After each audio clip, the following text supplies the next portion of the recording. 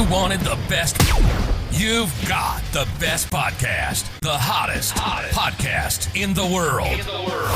The Chris Voss Show, the preeminent podcast with guests so smart you may experience serious brain bleed. Get ready. Strap yourself in. Keep your hands, arms, and legs inside the vehicle at all times, because you're about to go on a monster education roller coaster with your brain. Now, here's your host, Chris Voss. Hi, folks. Chris Voss here from the ChrisVossShow.com, the ChrisVossShow.com. Hey, we're coming to another great podcast. We certainly appreciate you guys tuning in. Oh, my gosh. We have one of the most amazing authors on the show.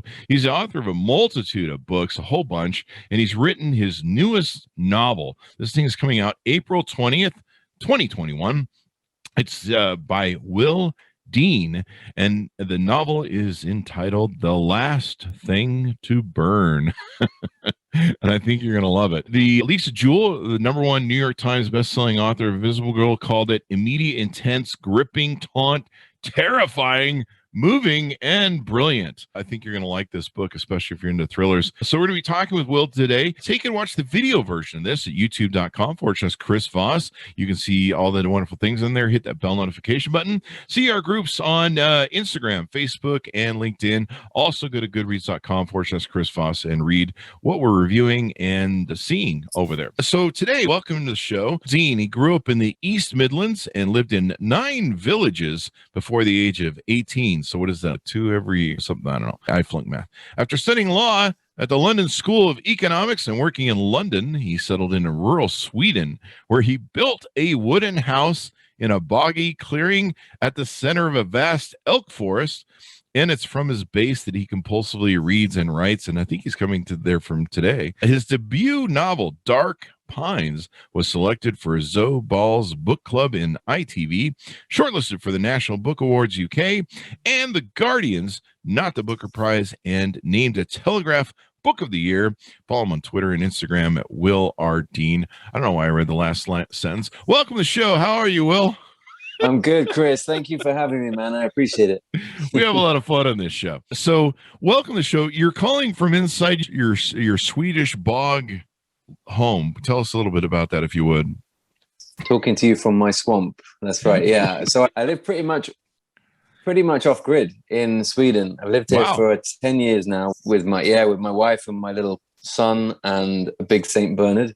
And we live, literally, if you imagine like a dartboard, we live right in the bullseye of a big moose forest, kind of moose wandering through the garden every day. We have a well outside for our water, and I chop down trees for our heating and our cooking. Really? No shops anywhere, no restaurants. Yeah, really. No Starbucks? No takeout for 10 years, Chris. Wow.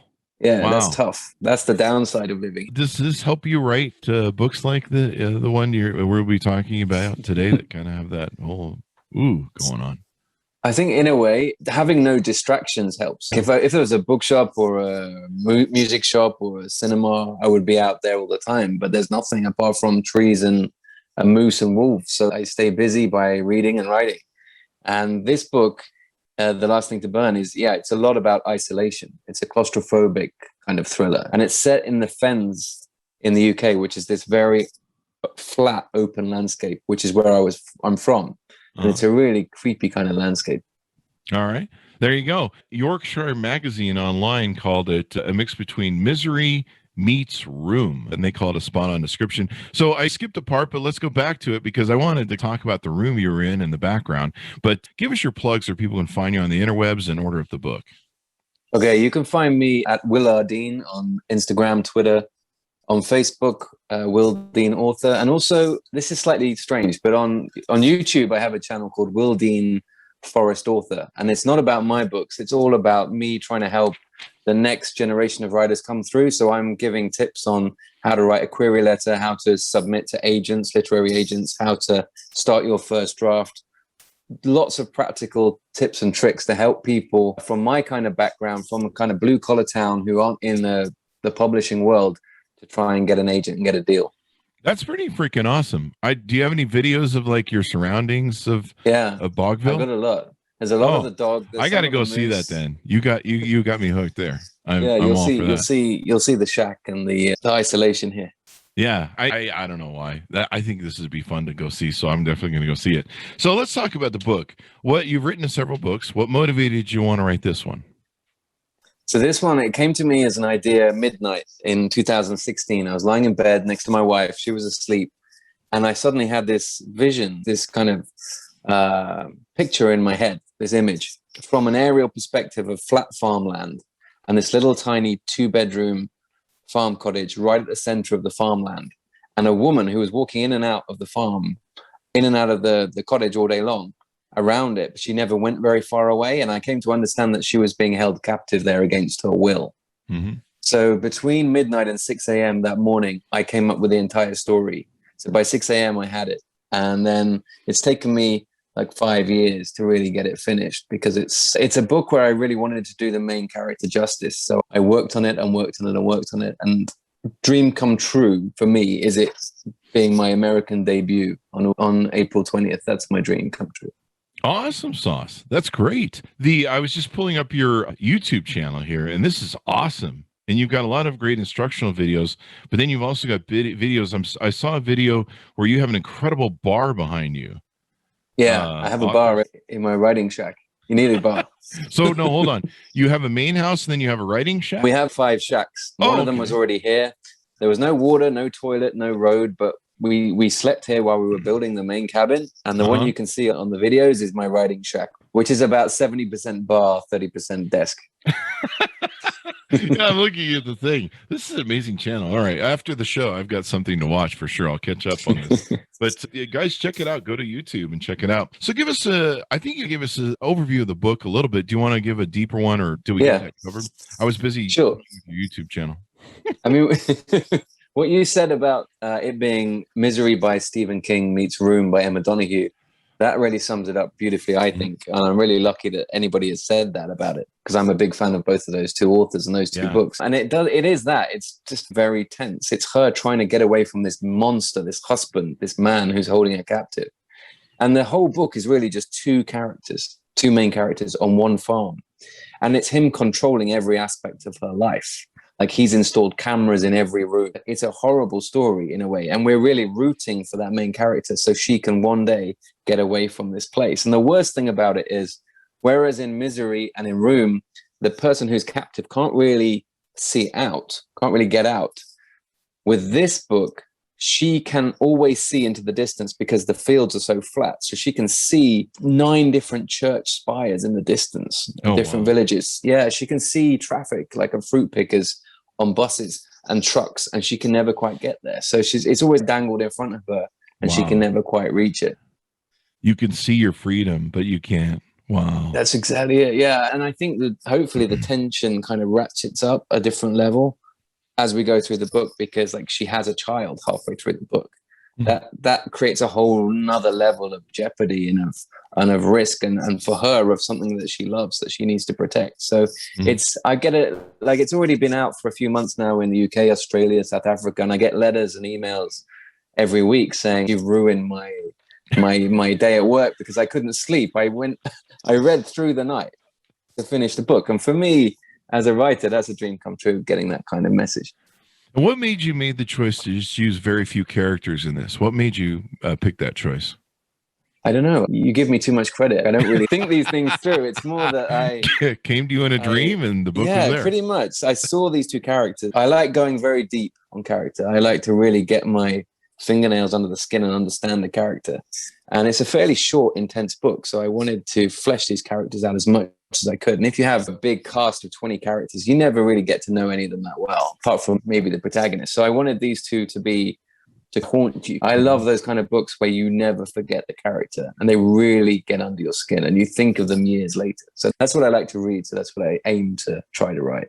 I think that was one of the brilliances of this book, because like you say, too many characters, and you're like, okay, so what's going on over here? And there's a subplot over here, and you're just like, what's going on? And some of the real keys to this book, in like Room and Misery, is just the main people that are in it, and you're stuck with them. You almost feel like you're trapped with them, but you're like the third person.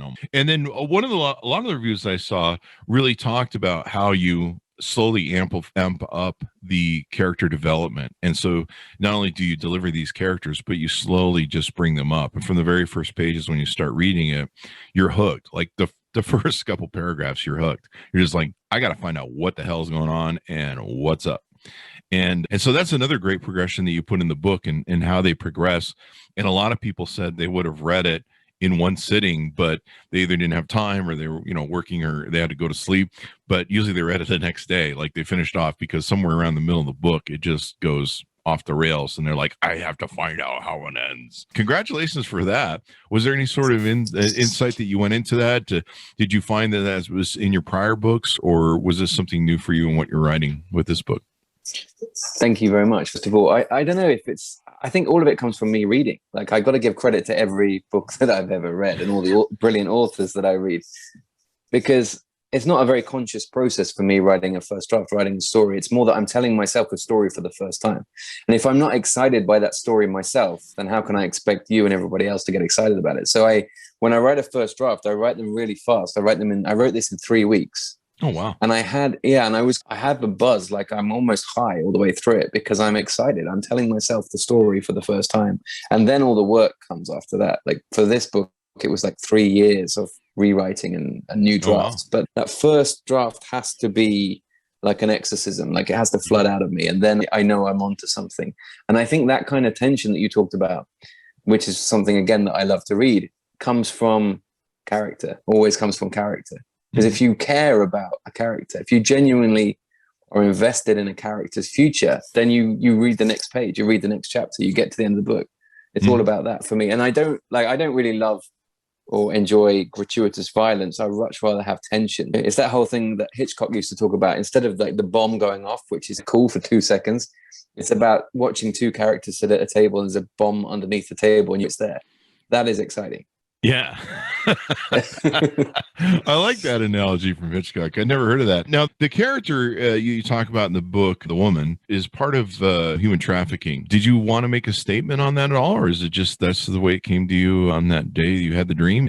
Or did you feel like some sort of alliance to that cause and what's going on and trying to shine some light onto it? It came from me having that kind of image in my head of this woman who couldn't get away. And then I came to understand very quickly her background and the kind of the journey that she had been on to that point. And my main focus from then on was just doing her justice, writing her the best way I could. So that meant doing as much research as I could. I did 6 months solid research before I wrote the first draft. And then afterwards, I talked a lot with my sister-in-law, who's Vietnamese. And I talked through a lot of the subjects of the book with her. But I still understood that I didn't have the right to tell this story just because I have an idea and because I talked to my sister-in-law. So I just spent years on this book because I wanted to do it. Like normally I write a book in a year and that's hard work, but I get it done. But this took 5 years. Wow. And it was for that reason. I would not want it published if I didn't think that I'd done the main character justice. So I wanted a friend of mine who's Vietnamese to read it before it was published. I wanted another friend who works within the kind of human trafficking world as a counselor to read it. Yeah, just so I know that I'm doing it sensitively and I'm doing it in the right way. Simple. Yeah, that's brilliant, and probably give you a lot of insight to the development of the characters, what they think or experience, and everything else. Excuse me, it's because it's a tragedy what goes on with this stuff. So it is. Do you want to? I know there's an aspect of this book that is part of the thriller and it's part of the lead up and the drama and stuff, and it has to do with the title of the book. Do you want to talk about what the title of the book is about, or do you want to leave that to readers? I can talk a little bit about that. So at the beginning of this book, we see the main character trying to leave this place, trying to leave this man, this awful man. And she's walking down the farm track towards the road. She's trying to get away. She's desperate to get away. And he comes back. And he's not violent in that moment. He's not physically violent very much at all. He's psychologically violent. He's controlling. So he takes her back to the farm cottage and he lays out her 4 remaining possessions in the world, which is her favorite book of Mice and Men. It's a photo of her parents. It's her ID card in her own language, the last thing left in her own language, and some letters from her sister. And he asks her very calmly to choose one of these possessions. And then he will burn it on their like wood burning stove where they cook all their meals that night. Wow. And that kind of sets the tone for the book, in that he's terrifying in a bit of a Hitchcockian kind of way. Like, he's a true psychopath in a way, because he believes this completely. He thinks that their relationship is a normal marriage. Wow. That's the scary thing. Yeah. So she knows the truth of it. She knows that he's holding her captive. But of an evening, when he's been filming her all day long and controlling exactly what they both eat and how it's cooked, which is how his late mother used to cook everything. He's obsessed with how his mum used to do things. At the end of the day, they'll watch football on TV, and he insists on her kind of sitting on the floor. He sits on the chair, and he'll say things like, "It's not a bad life, is it? We're doing all right here." Like, he believes this charade that this is a normal marriage and this is his wife. So it is, it's terrifying, I think, on that level. Yeah. I think I have some friends that have marriages like this. No, I'm just kidding. But I think this is extraordinary, because like you talked about Hitchcock, the psychological nature of this sort of terror or thriller is you see the horror of what the evil person in the story is capable of. But there's no immediate falling axe or stabbing where you're like, the whole psycho scene at the end. There's none of that, and it's drawn out, and that's the real fear factor, because like you say, the explosion can be over in seconds, the stabbing can be over in seconds, but this is like you start to realize the depth of the sociopath, and you're just like, what's next, and how deep does this rabbit hole go? Exactly, man. It's that thing of the bomb under the table. And how long can a writer keep that scene going where these two people are talking, the bomb is there, and the bomb is there, and the countdown's ticking down, or the fuse is shortening? Like, that's what it's all about for me. I want to write those kind of scenes and to tell those kind of stories, where at the end you're like, how the hell is this going to end, and how is she going to get away from this? Yeah. And you talked about the opening scene too. If I recall rightly, on the first couple pages, she can see the trucks going by on the road across the farm. So you can see, if just someone could see her. Exactly. Yeah. Someone you can just see her, she's that close. Well, that's it. And also, like, I think the churches as well, like, knowing that there's safety, there's sanctuary, there's people who are there who will help you, but you can never reach out to them. And he's properly crazy. He's got the phone bolted down to the floor so she can never access it. It's in a steel box. Everything is locked. He wears the master key around his neck. Yeah. He reviews the tapes every evening when he's finished his farm work to see what she's been doing, to make sure she's done all of the farm work, the chores and the housework in the right way. So he's almost a throwback 100 years ago to what some men were like 100 years ago, but just on a whole different level, much worse. That's just, wow. That's just psychotic at a whole different level. You use some different people to reference the book and build it out. What were some of the other writing styles that you used, or was there anything else you pulled from to get inspiration from the book, or in re-editing it? One big thing when I was re-editing it and working through it was getting Len's dialect, this husband's dialect, right. Because at the beginning, his dialect was really too strong. It was very much my dialect from my childhood, which is a very particular kind of Northern English dialect, which is difficult to understand if you're not from that part of the world. And gradually I had to make it authentic, but also make it readable, because otherwise if it just slows you down too much, you get thrown out of the story. So that's something I wanted to do. And I guess I worked on just the isolation and the control. And I think control, like a controlling relationship on some level, is something we can all relate to, because it's going on all around the world right now in many households. You think it looks perfect from the outside, and inside one is controlling the other, and that's always unhealthy, and it's always slightly scary. And this is just that, but extreme, on an extreme level. Yeah, definitely. Most definitely. It's an excellent book, and everything I read in the reviews, people are like, this thing just, you got to almost read it in one read. Sit down and just pound it through, because it just, the way it escalates and stuff, it just takes you on that roller coaster ride, and then you're just page turning at the end to see where it goes. And it opens that way too. Like you read the first part and you're just like, I got to know what's on page 2 and 3, and then you just keep running going. Anything you want to touch on before we go, as to giving readers a tease or anything, or maybe some other aspect of the book we haven't touched on? I don't know. I write a lot of food in my books. This is not a teaser or a twist, but I love writing food, like a domestic setting, how people interact with food, how people think about food, how they cook for other people, because I think it really illustrates our character, like how we eat together or we don't, how how quickly or slowly we eat a meal. I think that's really interesting. And so I use that a lot in the book. And in terms of the structure of the book, there are some key twists that come through this novel, but I don't want to talk about them overtly, obviously. But yeah, hopefully it will give readers that kind of gasp out loud kind of moment, and then they can go and talk about it with their friends. Now I have to go find out what the full food thing is about. I got to finish the book, but I can see how that would play out, because it's part of the domesticile. What's the word I'm looking for? Domesticile sort of experience in thinking. And of course, I'm sure it's about a lot about the interaction of the two people and the technical bomb on the table. So there you go. Will, give us your plugs before we go out, where people can find you on the interwebs to get to know you better. Sure. Okay. So at Will R. Dean again on Twitter, on Instagram. It's mainly my dog, my St. Bernard, but there you go. Will Dean Author on Facebook, and then Will Dean Forest Author on YouTube if you need any writing tips, reading tips, or like how to get published kind of tips. Yeah, I love this. You've got lots of great stuff up here. How will the events of 2020 affect your book? Standalone novels versus series novels, agent query and pitching tips, how to restructure a novel, writing synopsis. I'm just plugging the crap out of your channel right now. Imposter syndrome, procrastination, how to write synopsis. So check this guys out. These out, guys. Order up the book, of course, as well. But Will, thanks for being on the show. We certainly appreciate you spending time with us, and we'll look for all the other scary stuff you'll bring out of that cottage in the bog.